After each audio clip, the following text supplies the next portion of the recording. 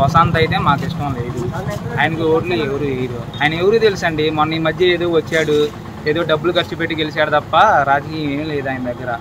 మన దేవినేని ఉమ్మ గారు అంటే ప్రజల్లో తిరుగుతారు, జనంలో తిరుగుతారు, అంతా ప్రవేశిస్తారు. డెఫినెట్గా దేవినేని ఉమ్మనే రావాలి. మైలవరం దేవినేని ఉమ్మకే ఇవ్వాలి.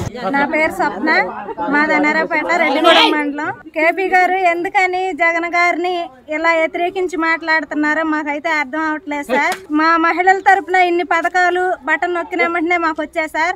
మీకు ఇష్టమైన పార్టీలోకి మీరు వెళ్ళండి, ఎటువంటి సంబంధమో మాకు లేదు. కాకపోతే జగన్ గారి మీద ఎటువంటి నింద మీరు వేయొద్దు. వెళ్ళాలనుకున్న వాళ్ళు వెళ్ళిపోండి, అంతేగాని అనవసరంగా జగన్ గారి మీద నిందలేసి వాళ్ళ మీద నిందలేసి వెళ్ళటం ఇది రాంగ్ సార్.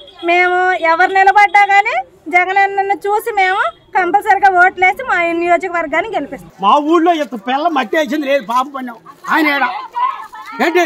ఇప్పుడు ఆయన ఏరియా పార్టీలో పోయి జగన్ గారిని తట్టమేంటి, పోరాదు చదవండి జగన్ తట్టమేంటి అంటే, మరి ఈ ఇంకో పార్టీలో పోయి ఈ తట్టమేంటి, మమ్మల్ని ఎంత తడుతున్నాండి ఆయన. వచ్చేటాడు కొంచెం మాట్లాడవచ్చు మాతో, మేమందరం కలిసి చేయి పట్టుకొని తిరిగినాగా అంతే. ఎవరు మాకు అవసరం లేదు, ఏ పార్టీ కాదు.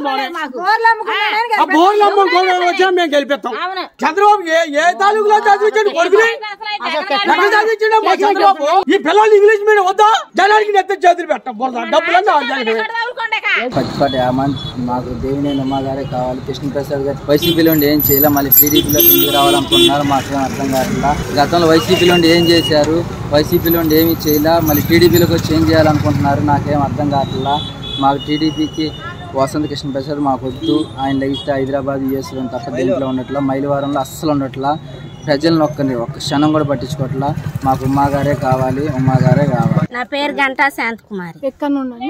అనారావుపేట. కేపీ గారి గురించి మీ అభిప్రాయం ఏంటండి? కేపీ గారిని గురించి మేము కేపీ గారిని చూసి వేయలేదండి. ఆయన ఎక్కడో ఏంటో, మాకు జగన్ గారు ఈ మనిషిని పెట్టా మీకు ఎమ్మెల్యేగా మీరు ఓటు వేయాలని మాకు చెప్పినప్పుడు మేము తప్పకుండా వేసాము. మీరు మా ఎమ్మెల్యే గారండి, మీరు మా జగన్ గారు నిలబెట్టిన ఎమ్మెల్యే గారండి, ఒకసారి వచ్చి కొబ్బరికాయ కొట్టాలని మేము శంకుస్థాపన చేసుకుంటున్నామండి అని ఎంతగానో బతిలాడామండి. అరగంట సేపు బతిలాడినా సరే మీరు పిలిస్తే నేను రావాలా, మీరు రమ్మంటే నేను రావాలా, నేను వచ్చినప్పుడే వస్తా, మీరు ఎందుకు వచ్చారు ఇక్కడికని మమ్మల్ని చాలా ఇదిగా మాట్లాడారండి.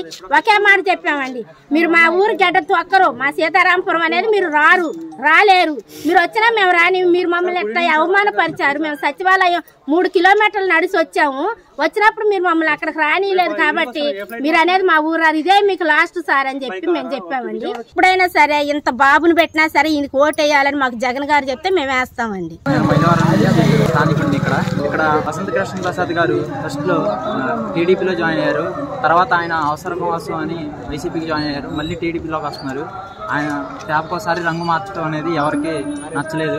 ఆయన సొంత స్వలాభాల కోసమే ఈ పనులు చేస్తున్నారు కానీ మైలవరం అభివృద్ధి కోసం ఆయన ఏమాత్రం సహకరించట్లేదు. దేవినేని ఉమ్మ గారు 10 సంవత్సరాలుగా ఇక్కడ మైలవరం కోసం కానీ దేవినేని ఉమ్మ గారు నిరంతరం ప్రజల్లో ఉండి టీడీపీ కోసం కష్టపడుతున్నారు. మనం చూసాం జగన్ గారి పాలన కూడా ఎంతో కొంత పాలన జరిగినా కానీ ఆయన మాత్రం స్వలాభాల కోసం మాత్రమే ఇక్కడికి తిరుగుతూ ఉన్నారు. దేవినేని ఉమ్మ గారు మాత్రం ఇక్కడ ఉన్న ప్రతి ఒక్క ఇంటికి దేవినేని ఉమ్మ గారు టీడీపీ అభ్యర్థి అని మాత్రమే తెలుసు. వసంత్ కృష్ణ ప్రసాద్ గారు ఎవరికి తెలియదు. Please subscribe .news.